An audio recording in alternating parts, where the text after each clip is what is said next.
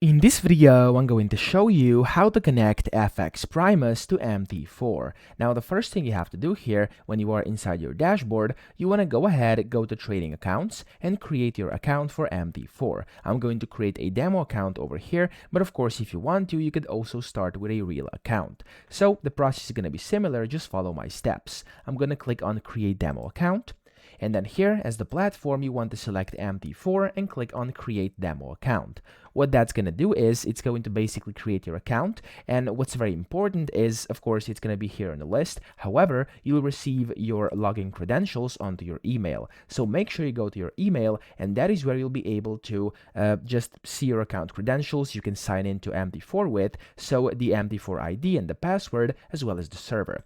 After you do that, go to Platforms here on the left and click on Download MT4 and download it for your system. So I'm going to use the MT4 version for Windows here. Download it and just click on the installer over here.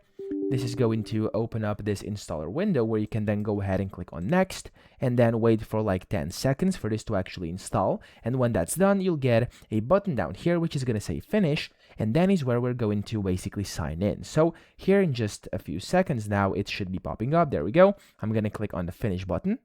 And this is going to open up the MT4 version of FXPrimus on my account here on my computer. There we go. It's going to start scanning a bit, and you just have to wait for this to basically come to the very end. There we go.